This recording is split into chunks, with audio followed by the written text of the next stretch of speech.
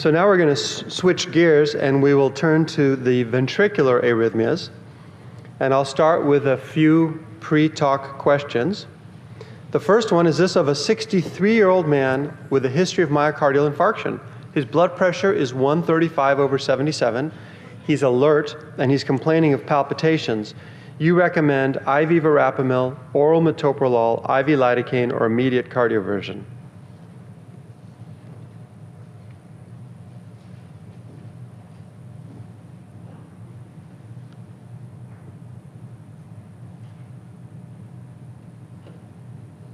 Okay. A patient develops palpitations while jogging. Here's the 12 lead that was recorded immediately following. What's likely the best therapy? Amiodarone, ICD, ablation.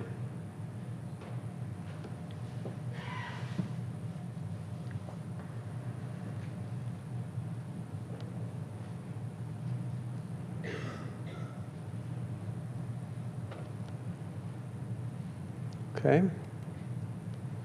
This is number 1, Wolff-Parkinson-White, number 2, AVNRT, number 3, sinus rhythm, number 4, VT.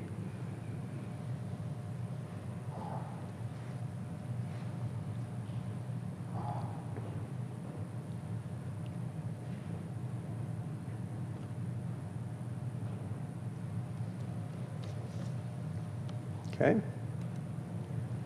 Great.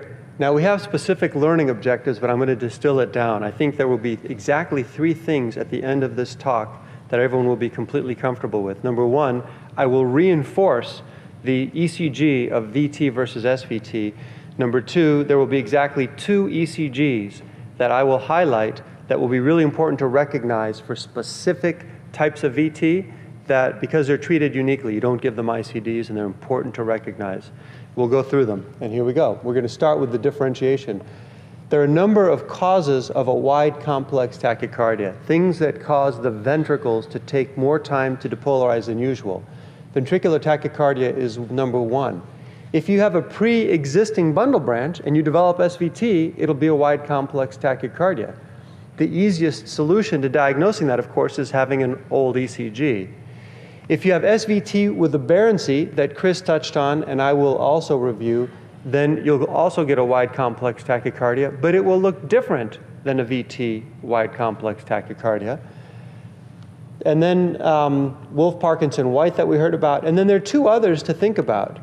Is there a pacemaker present? Look for spikes. And always think about artifact. Are there clues on the tracing to suggest artifact? And we'll go over some of those things. We've heard somewhat about the mechanisms. If you have SVT with aberrancy, generally what that means is the rate is so fast that one of the bundles fatigues. And what we call bundle branch block on an ECG usually doesn't mean that a bundle is actually completely blocked.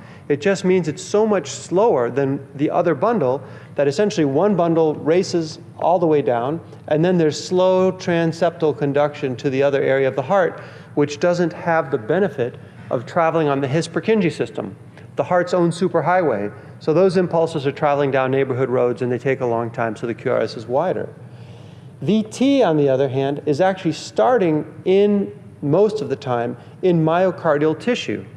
So what that means is this is abnormal tissue. So whereas this will conduct at least partially through His-Purkinje and go rapidly, here we're going through abnormal tissue which will be slow. And that causes abnormalities such as slurring and notching on the ECG. So if you have delay, slur, notching, traveling through a region of infarct, slow conduction. And then antidromic, we talked about working myocytes generally healthy, but then just going down them because there's a pathway that lets you do that. To distinguish VT from SVT, a number of criteria have been proposed. For ventricular tachycardia, we'll have AV dissociation. And remember, the difference between AV dissociation and AV block is that in AV block, the ventricular rate is going to be slower than the atrial rate. So they may be dissociated if you have complete heart block, but it's not the dissociation we're talking about when we're looking for VT. In VT, obviously, the V's are greater than the A's, and we'll see the P waves either march through or we may see capture and fusion beats. We'll have a northwest axis, and I'll review some of what that is. Precordial concordance. arbitrary numbers that I always take with a grain of salt, but they're in there, meaning left bundle wider than 160 milliseconds, right bundle more than 140 favors VT if you're not on antiarrhythmic drugs, and then just the presence of structural heart disease, as Chris already mentioned. SVT with aberrancy will have a typical, what we expect, bundle branch block pattern. So fusion or caption beats, they're not frequently seen, but when they are, they're very specific for VT. The reason we get those is the ventricles are racing by whatever mechanism. The atria are continuing to do their own thing, and sometimes those impulses will come down through the AV node, and if it completely captures the ventricle, it will look just like a supraventricular beat. If it's partially activated by the VT and partially by the complex from the atrium, it'll be a fusion beat. Now, if you think about it, by definition, to be a capture beat or a fusion beat, that atrial complex has to beat the VT. So it will always be a little bit earlier than the VT beat would have been, because it has to come down the node and come in ahead. Otherwise, the ventricle would look just like the VT would. So they're usually advanced, as we say, by a little bit. So this one will be a little bit earlier than if you look at the timing of those. You can see this one comes in earlier than the usual interval. So here we see early, and it's a blend of sinus rhythm and VT. The other thing we look for is the axis. And when you think about where electrodes are placed on the body surface and the axis, we typically start in the sinus node, go down the His bundle, and then activate the ventricles such that we're headed towards the left. So we expect it to be very positive in lead 1. And if we look at the horizontal axis, then typically we'd be coming towards lead AVF. And so if we're not going towards lead 1 and we're not going towards AVF, then that's highly suggestive it's VT. So if you had a focus in the muscle here, then the ventricles would be activated in this so-called northwest axis. And the simplest way to tell is lead 1 is negative and AVF is negative. And by negative, I mean the majority of the deflection is below the isoelectric line. So you have a vector away from AVF or away from lead 1. That tells us that it's ventricular tachycardia. And here we see an example of what that looks like. Lead 1 is negative. AVF is negative. This is a northwest axis. And this is ventricular tachycardia. And again, as it turns out, we can see fusion beats and capture beats as we look at the rhythm strip. We also look at the QRS width. If we have a right bundle branch block pattern and it's more than 140 milliseconds, that's more than we typically see with an SVT with aberrancy. If it's left bundle and more than 160 milliseconds, that's more than we typically see with aberrancy. 140, 160. 140, 160. But that's assuming your QRS is normal when you're in sinus rhythm and that you're not on antiarrhythmic drugs, because both of these throw those numbers off, which is why I mentioned earlier, I always take raw numbers by themselves with a little bit of salt. Chris went over some of the morphologic differences. This was an observation initially made by CCU nurses in the 1960s. He said, gee, every time it's VT, it's a funny looking thing. And so in a right bundle branch block pattern, we always expect the right rabbit ear to be taller than the left rabbit ear, and it can be in any of these variations. On the other hand, if in lead V1 you have only one spike, or the first spike is taller, this morphology suggests that it's not the pattern caused by delay in the right bundle. And similarly, if you're looking at left bundle branch block pattern, typical, as we all know, there'd be a small R wave or no R wave in V1. But if you start getting a broad R or delay or notched, these all suggest that we're going through diseased tissue, causing these delays, slower conduction, abnormal changes in conduction speed that will cause notching and slurring and whatnot. And so here's an example that you've seen. The first R is taller than the second R. This is ventricular tachycardia. Again, if in lead V1 or V2 we have a notch, and moreover, if the R wave is more than 30 milliseconds, so just under a box, or if the time from the beginning to the nadir is more than 60 milliseconds. Now again, I always find it hard to remember specific numbers, but the concept, abnormal tissue, notch, slurring, delay, VT, structural heart disease, those should all be kind of ringing together. And then for a test, if you want to remember these numbers, it always helps, but you won't be asked that specific question. The specificity is quite high if you see this in V1 or V2. And similarly, in V6, you shouldn't have a Q wave, and that would suggest the presence of it. Precordial concordance, we all recognize it means all the complexes have a dominant deflection going in the same direction, and this is what it looks like. This is not what we see with the normal activation. Here you can see we're positive in, we're positive in V1, V2, V3, all of these. This is ventricular tachycardia. 63-year-old man has palpitations. He walks to the emergency room. You recommend a specific treatment. I'm not going to ask you to re-vote on it this time. The options, so we've just finished saying this is ventricular tachycardia, right? So when we look at the VT options, it would be immediate cardioversion or IV lidocaine. And then the question is, well, what about immediate cardioversion versus IV lidocaine? The fact that he is alert and has a good blood pressure tells us we could give IV lidocaine. So in terms of the choice between these two, it's the fact that he is alert and hemodynamic. And the point I wanted to make by adding this up here was that remember that VT can have a normal blood pressure. What causes a blood pressure change during a tachycardia? It's the rate of the tachycardia and the degree of underlying heart disease. And so if you think about it, if your EF is very weak, you don't have to be going that fast to cause your blood pressure to drop. When your heart rate increases, there's less time for the ventricle to fill with blood, and because it fills incompletely, you get a less forceful contraction and blood pressure will tend to come down. So in someone with a preserved EF and ventricular tachycardia, they may feel just fine or not even feel it at all, whereas somebody who has a low EF and a more rapid tachycardia will feel highly symptomatic.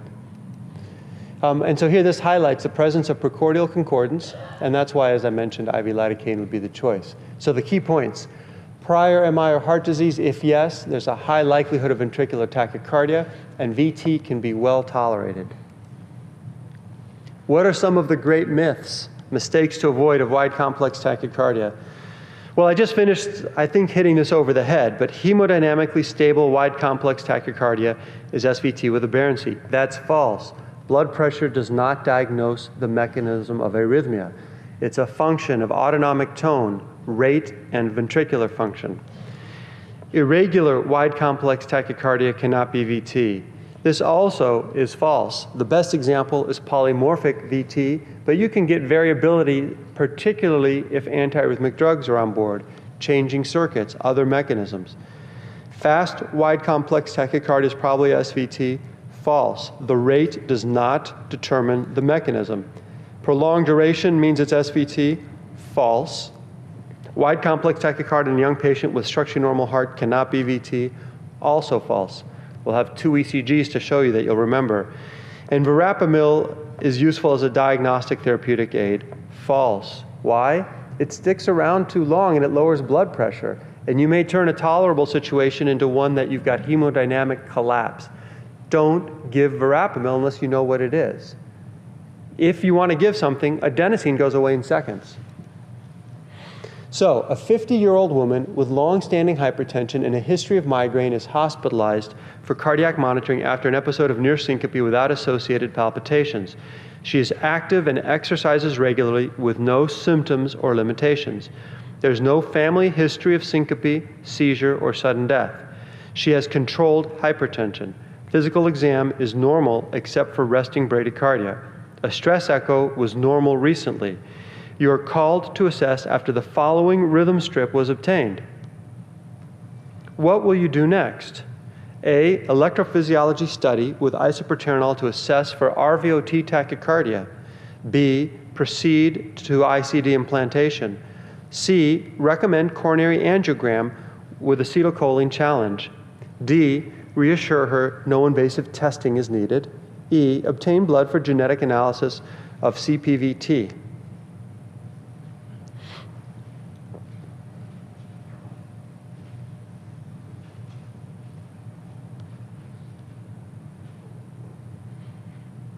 Okay, excellent. So the key finding here is that this is artifact, and that if you look through, you can find a repetitive pattern of the actual QRS. And almost certainly we'll see these occasionally in practice, and there's a reasonable chance you'll get one of these somewhere on the boards. And often you'll have a region of normal rhythm that on either end that makes it even more helpful for identifying it. The way to look for it, of course, is to identify the high frequency component and the similar pattern buried in the lower frequency one. Patients with tremors or other things can often be misdiagnosed as arrhythmias, especially if you have a limited number of strips. Limb leads are often more susceptible to this than precordial leads because the limbs can move more and introduce more artifact. So if you see varying degrees of it on different leads, that can be another clue. This, by the way, was by Brad Knight. The group from Michigan sent around a number of tracings to cardiologists, internists, electrophysiologists to see how they would be reviewed. And here you can see that artifact was often misinterpreted as VT or wide complex tachycardia. Moreover, that often led to a recommendation based on a case scenario in the tracings of invasive studies, whether EP study, angiogram, and whatnot. So really important to be mindful about the potential for artifact. Okay. Now here's a question that we asked before, and one of the key points about this tracing is the following. We, I think, recognize here we see the surface, the intracardiacs, and the HRA, and we notice that we have more V's, and it says RV proximal, so RV, and we see it lines up with the QRS on the surface. Here's the HRA, so we have more V's than A's. I'm going to have you vote again. Is this WPW, AVNRT, sinus rhythm, or VT?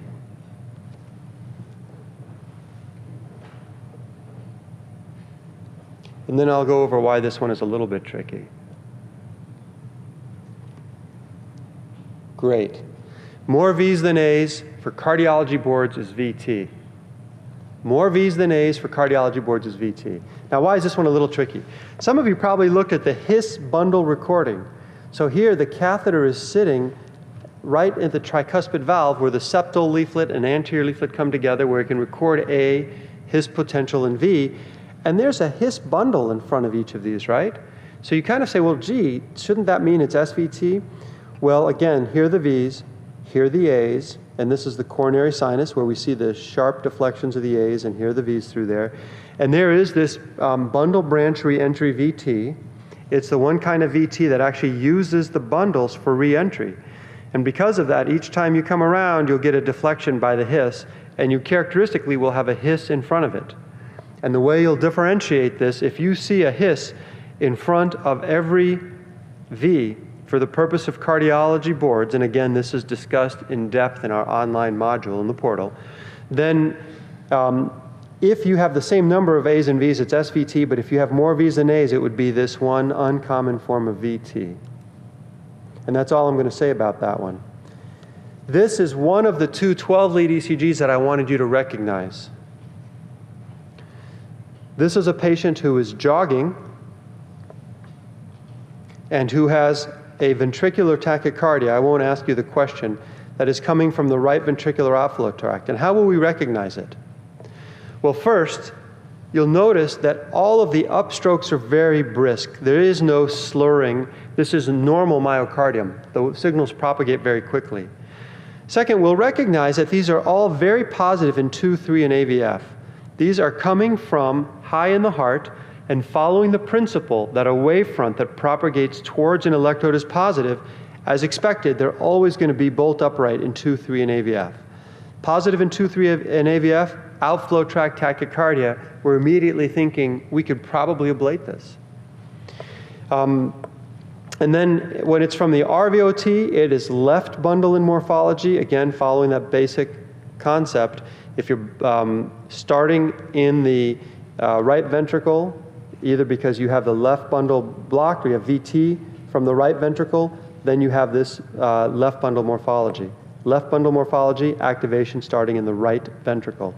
So this is RVOT VT. You can actually see the P waves marching through. It's an automatic rhythm that's highly susceptible to ablation, and ICD is contraindicated. So you see this ECG, you think ablation or drugs, not ICD.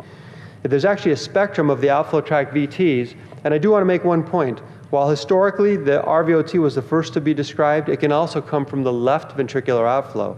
So having a right bundle here doesn't preclude it from being an outflow tract VT that could be ablated, but all will have this 2, 3, and AVF pattern.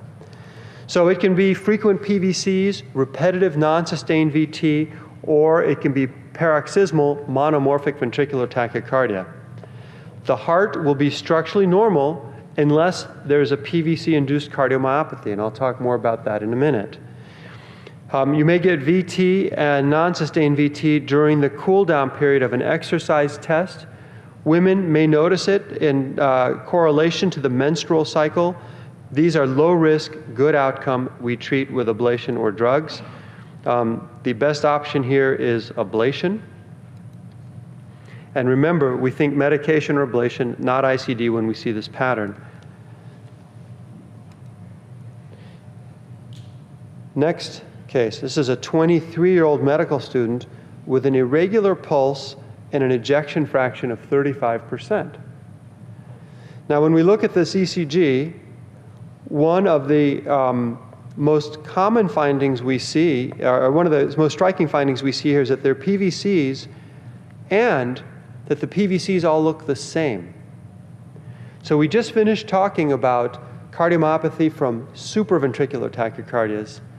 PVCs can do the same, and the key thing that we have to identify is, are these multifocal PVCs from diseased myocardium all over, or are these all the same? And if you have a 12-lead Holter, you might have 24,000 that look the same and maybe a couple hundred different ones. And we often will do 12-lead Holters on patients where we can actually get the morphologies with some detail. So when we're looking at patients with outflow VTs, we expect the ECG to be normal between episodes. The signal average ECG is normal. Imaging, as I mentioned, would be normal, except there may be transient regional wall motion abnormalities. General cutoff, if you have a lot of PVCs, more than 20,000 in a day, these can cause a tachycardia-induced cardiomyopathy. Exercise tests generally don't show ischemia, but may induce VT. RV biopsy is not done. These are generally normal hearts if we're looking at outflow VTs.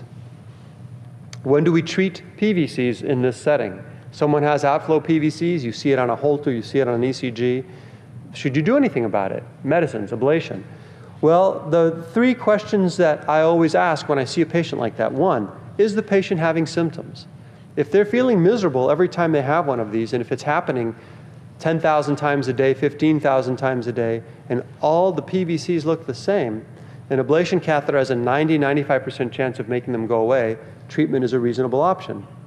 Second consideration, is the ventricle enlarging? Are we starting to cause structural changes? And if so, then an ablation starts to become a reasonable consideration, or sort of in the same vein if ventricular function is dropping. So medical therapy, anything that lowers intracellular calcium might work. In reality, beta blockers and calcium blockers are infrequently effective, but they're reasonable to try. Whereas the 1C drugs, flecainide and propafenone, used if ventricular function is normal, are quite often effective as our class 3 drugs. Catheter ablation is usually preferred. Occasionally, these may be epicardial, and in the electrophysiology laboratory, we can access the pericardium, even in the absence of an effusion, using a 2E needle and a technique that was developed in 1996, and we've been using it since 2004. You won't be tested about that. This is just more FYI. And here's our own published experience with this. There can be a lot of daily variability. The duration sometimes is years, but our clinical approach is as follows. In patients with less than 10,000 in a day, the risk is quite low. If 10 to 20,000 PVCs, then it's pretty reasonable to get an annual Holter and an echo. And if there are changes, then consider treatment. In patients with more than 20,000 PVCs in a day, they are at risk. And depending on those three questions, you may choose to either begin medical therapy, consider ablation, or watch more closely. There's been some interest in whether some PVCs are more prone to causing ventricular dysfunction. You might imagine one that's coming from the lateral wall or apex might cause more dyssynchrony and have more impact. And the data are less clear on that, although there have been some to suggest that may in fact be the case. So remember, key point, beware of cardiomyopathy due to frequent PVCs. See if they're unifocal. Changing gears, I'll make a few comments about arrhythmogenic right ventricular cardiomyopathy or dysplasia. And it's an autosomal dominant disease. It's classically linked to the Veneto region of Italy. Additionally, when Venetian sailors went to the Naxos island of Greece some 500 years ago, they,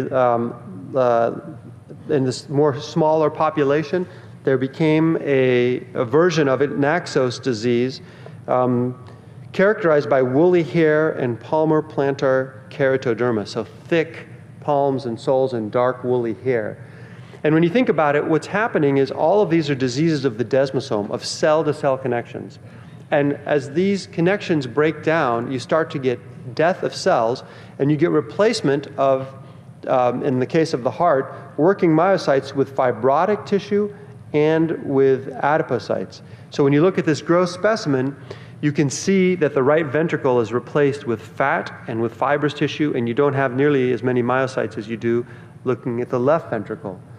As you might imagine, so there are a number of genes that have been identified that I've listed here, and as you might imagine from the standpoint of therapy, if you look at this ventricle, if you're placing a device, two potential concerns would be, number one, am I going to put a hole in the heart? It's paper thin in some places. And the second one is, will I find a good R wave? Because there's not a lot of muscle to give signal. So for the electrophysiologist, those are some of the things they think about. Key point is on the ECG is the epsilon wave. It's not that sensitive, but it's very specific. And what it looks like is this. It will be notching, the hallmark of diseased tissue, typically in lead V1. And so the key findings on an ECG that would be classic but not necessarily sensitive but highly specific would be this epsilon wave. Abnormal conduction through the right ventricle giving this notching. The second thing you might see is T-wave inversion that goes at least V1 through V3, which is abnormal. You should not have inversion that extends all the way to V3. That suggests right ventricular abnormalities of repolarization. And then another finding is a QRS duration that's actually wider at the V1 than at V6. Again, because V1 is sitting right on top of the right ventricle. I'm not going to go through all of the criteria. I'll hit the highlighted points, and you'll have in the portal more details, but you likely won't be tested on that kind of level of detail, but it's there if you want to look at it. Key kind of conceptual things. ARVD comes from three regions. One is the outflow tract of the right ventricle, the VTs, which can cause some confusion with idiopathic VT. The other ones are the apex, so this is a right ventricle, here's the outflow tract, the tricuspid valve would be back here, the apex down here. One would be the outflow, one would be the apex, and one is the free wall and the inflow. Outflow only comes from the outflow region.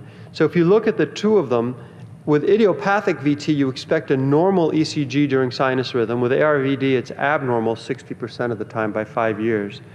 The signal averaged ECG in idiopathic VT is normal. Now, what is a signal averaged ECG? It's not something that's used that often anymore. And the idea is a person lays flat, you put on an ECG, and you record for about 5 minutes. The software lines up all of the QRS complexes. And if you think about it, noise is random, sometimes positive, sometimes negative. So if you lined up the QRSs and then averaged them out, the noise will average to 0 eventually. And over 5 minutes, it'll average to under 50 microvolts. Whereas if there's a fixed small signal because of SCAR, you'll be able to see it because it will be there with every heartbeat. So a signal average ECG is still used in this one setting, where in an idiopathic VT it's normal, in ARVD it's abnormal because of the scarring giving these late potentials.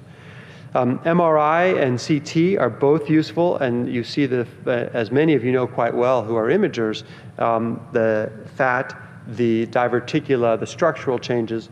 At an EP study, ARVD is inducible, usually with multiple arrhythmias, and we see fractionated, sharp abnormal electrograms that are of low amplitude, whereas for idiopathic VTs, generally we don't induce, we give adrenaline, catecholamines, isoproterenol, and then we see arrhythmias, there's usually only one VT and the electrograms are healthy and normal looking. So there are a number of criteria. They're in your outline. I won't belabor them now. This is the second ECG that I want you to remember. The first one was RVOT-VT. This one looks different. This ECG is from a 21-year-old waitress who just drank a soda, and it is number 1 SVT or number 2 VT. I'll go ahead and take your votes on this.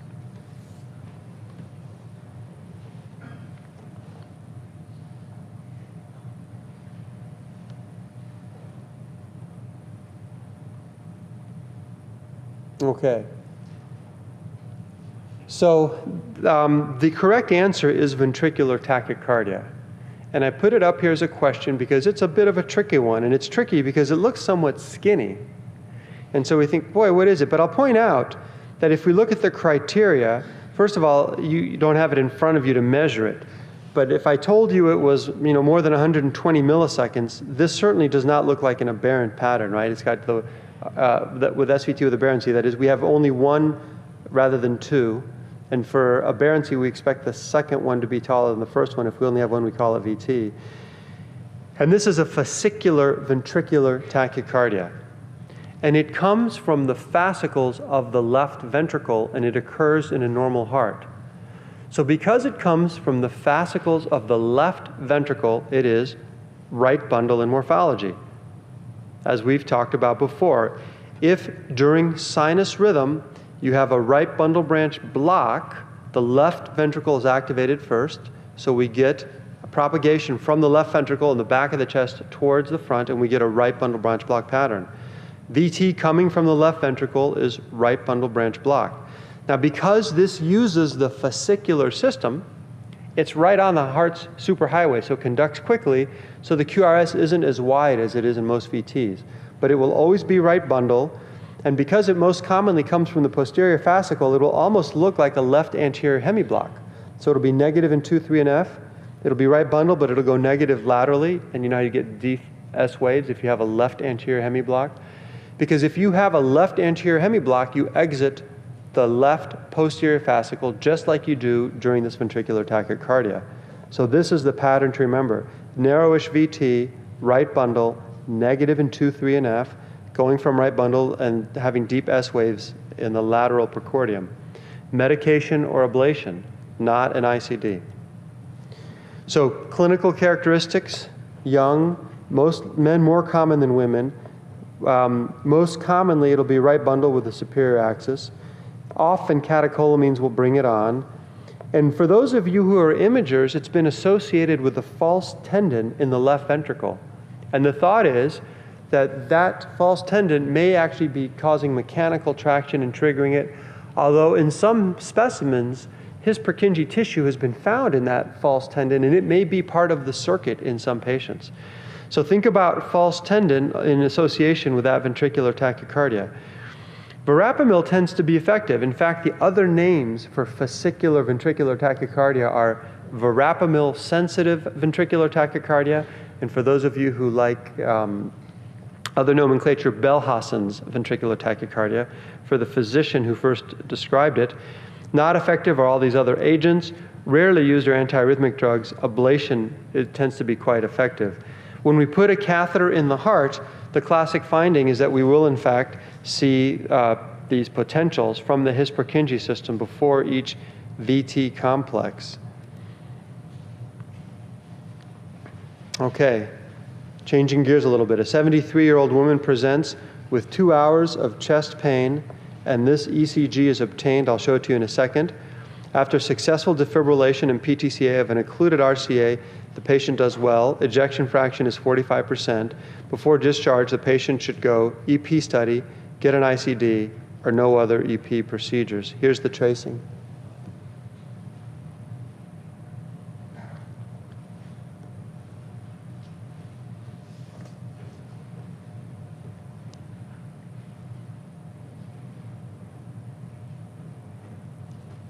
Great. Good.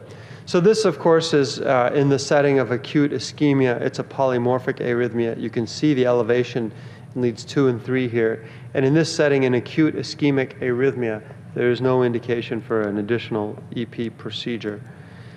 VT-VF within 48 hours of MI, an ICD is not routinely used. Ischemic arrhythmias are more commonly polymorphic. Beta blockers assess electrolytes and specifically potassium and magnesium. Consider amiodarone and obviously angiography.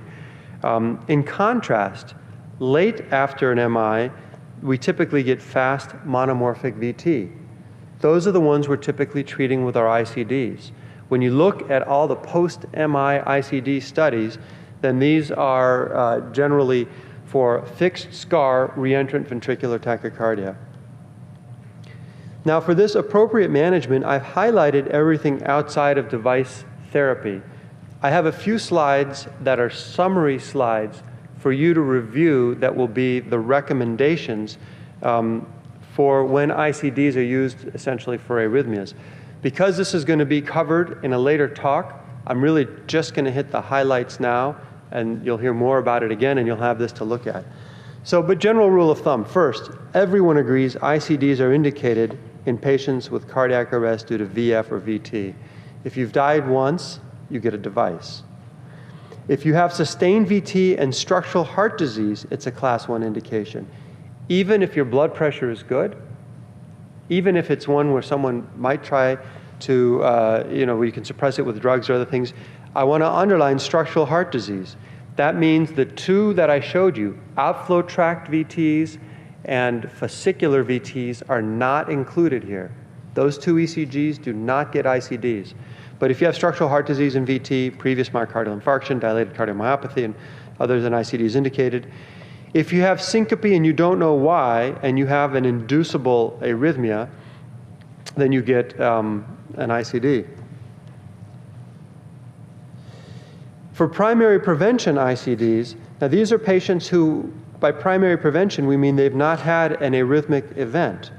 So if the ejection fraction is less than 35%, ICD benefit is shown, and the key here, as we'll review later, has to do with the dates. Because if someone has just had a coronary event, routine ICD is not prescribed. That is, no arrhythmic event, acute MI, low EF. We want to wait to allow some time because prophylactic ICD right after MI does not help. So 40 days post-MI, but if there's any intervention for revascularization, it's 90 days. For dilated cardiomyopathy, we wait at least 3 months. And then I've listed here the CRT indications, which are summarized in this table.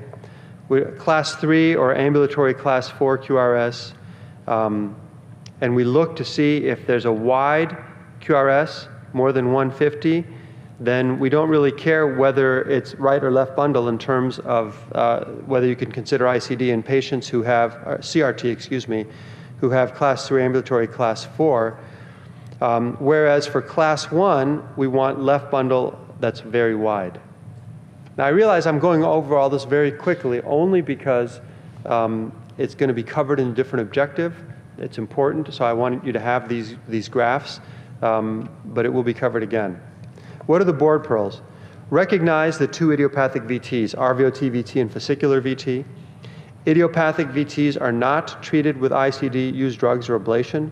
For intracardiac tracings, I again refer you to the portal, more V's than A's, it's VT. And remember your rabbit ears and lead V1, second one tall is SVT.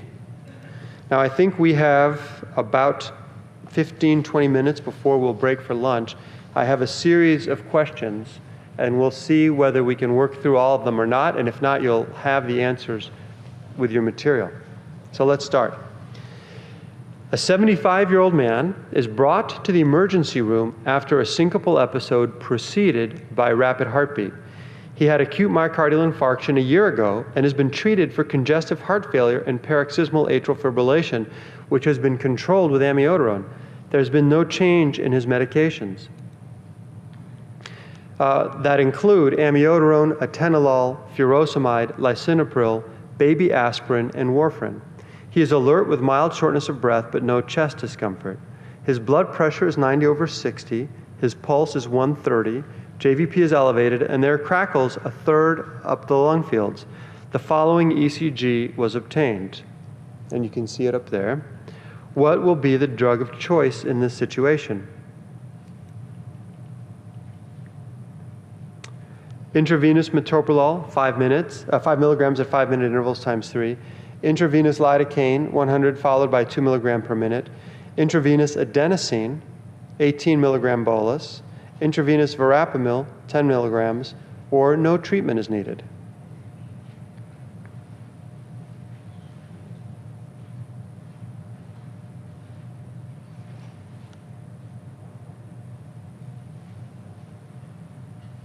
Great.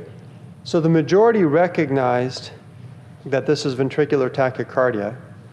Also, if you look at the answers, with the exception of E, verapamil, adenosine, and metoprolol are all for SVT, so differentiating between those would be tricky, just on a testmanship standpoint.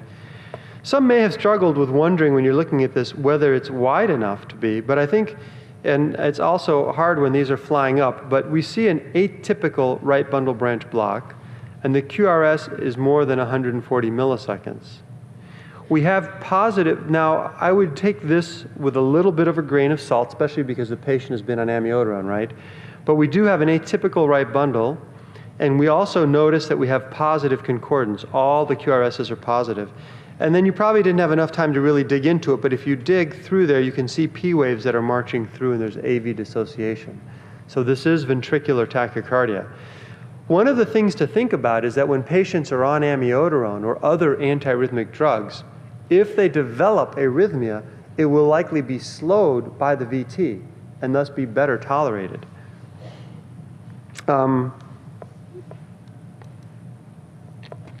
Let's take this one. The third complex on this electrophysiology tracing has a left bundle branch block morphology, is a premature ventricular complex, reset the sinus rhythm, or is a premature atrial complex. So we're going to say left bundle, PVC, reset sinus rhythm, or premature atrial complex. Here it is again.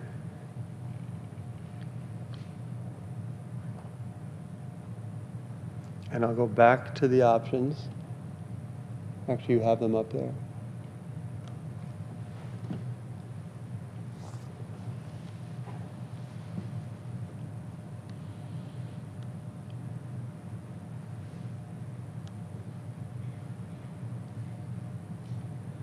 Okay, so let's walk through this one and sort out what's what.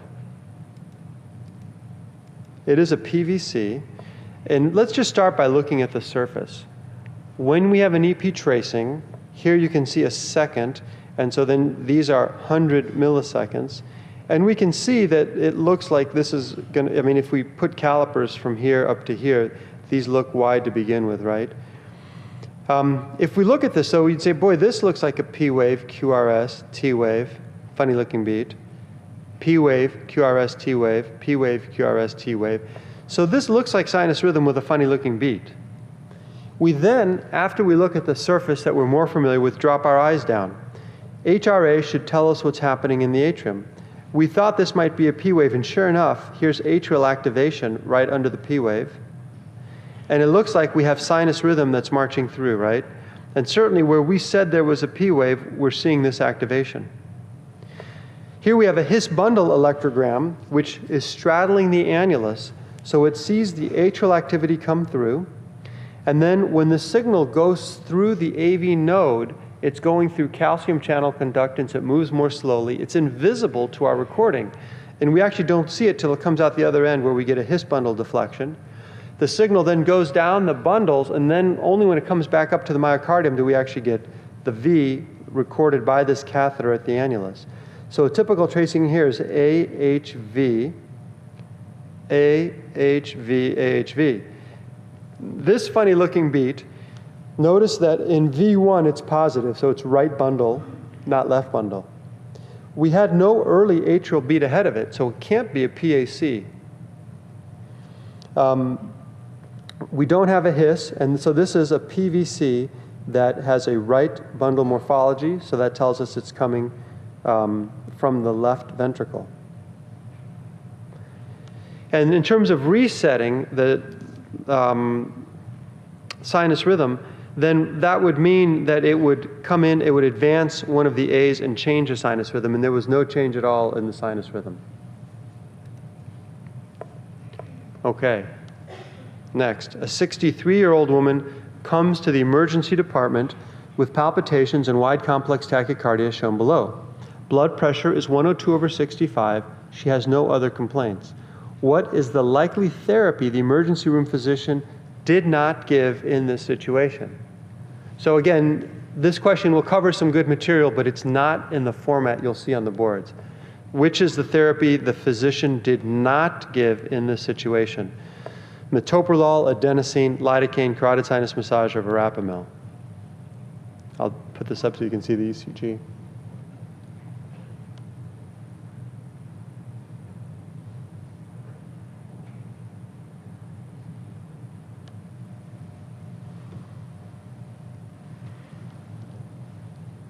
Okay, so a bit more of a spread. So let's walk through these then. The key finding is the following. We notice that we have a wide complex looking tachycardia here, right? But that when it stops or slows down, I should say, the complexes look essentially the same. So that makes us wonder if we had a pre-existing bundle or something funny, right? That's the key observation. And then when you dig into it a little bit further, we see that it's a typical left bundle branch block. Here's V1. And then the QS nadir is short. And essentially, you may not have calipers to measure that, but we don't see in V1 any notching, any delay, any slurring. There's a smooth S deflection. And then you also notice that if you look at these little bumps, the variable conduction of this atrial flutter, that if you were to go 1-to-1, you would have this rate. So then you put the calipers here, march them over here, and you'll see that it's the same rate. And that tells us that, in fact, the correct choice, the one not given, is lidocaine. All of these others slow the AV node and could cause slowing from 1-to-1 to variable conduction. Question number 4. Which of the following features of a wide complex tachycardia most likely rules out SVT with aberrancy? Left axis deviation, atrioventricular dissociation, blood pressure 80/50, ventricular rate of 220, QRS duration of 140.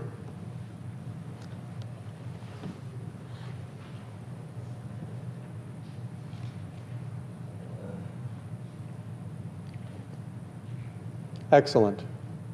All of the other ones can exist with SVT. If you see atrioventricular dissociation, it is specific. It is not sensitive.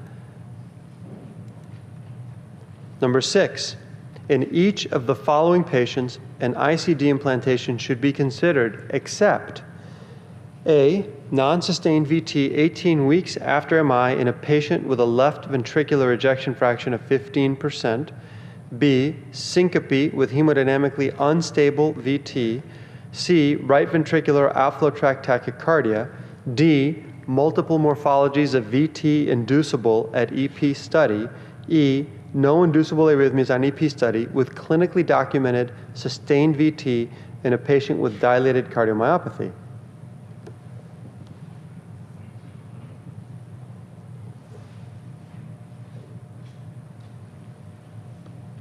Excellent.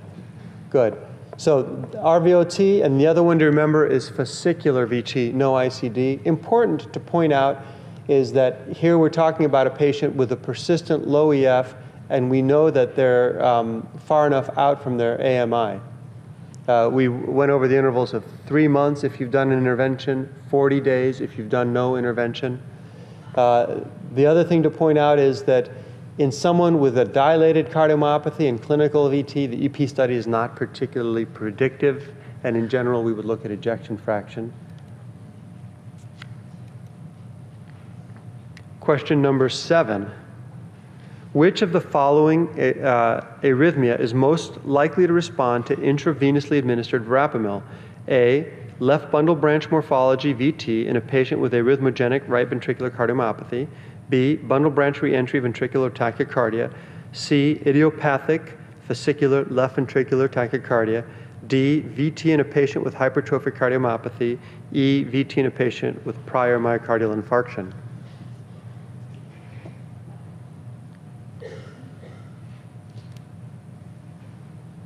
Excellent. And again, this is actually called verapamil-sensitive ventricular tachycardia. Bundle branch reentry ventricular tachycardia, I showed you the one slide.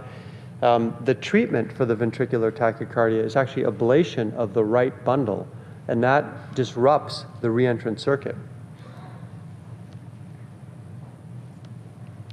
Which of the following arrhythmia, here's the image of it, just to show you again what that pattern looked like. An esophageal electrocardiogram recording in a patient with wide complex tachycardia would be most useful, A, to identify the location of earliest ventricular activation, thus aiding subsequent VT mapping, B, to determine whether intravenous procainamide would terminate the rhythm, C, to record an accessory pathway potential, D, to record atrial activity and atrioventricular dissociation, E, distinguish VT due to re-entry from triggered activity.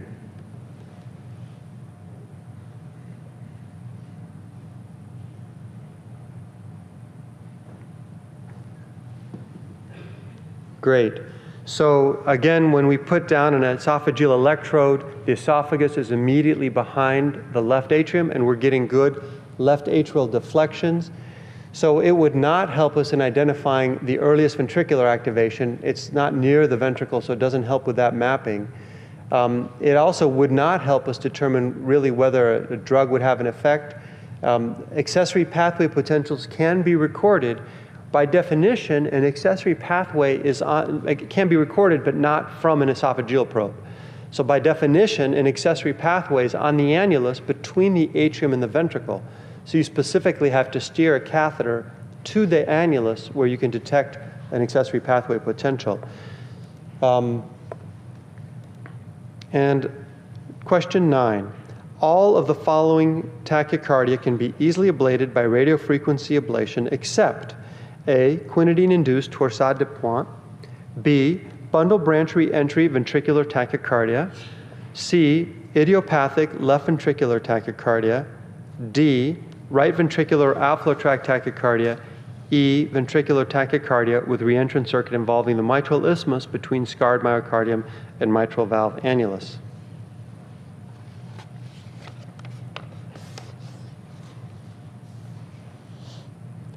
Excellent. Good. And I'll just make the point that this last one, the ventricular tachycardia, this is something you see in a patient with a previous inferior MI. And this is a post-MI VT, and there's a small rim of tissue between an inferior scar and the mitral annulus. And because the anatomy is well defined, it actually tends to be a relatively ablatable ventricular tachycardia.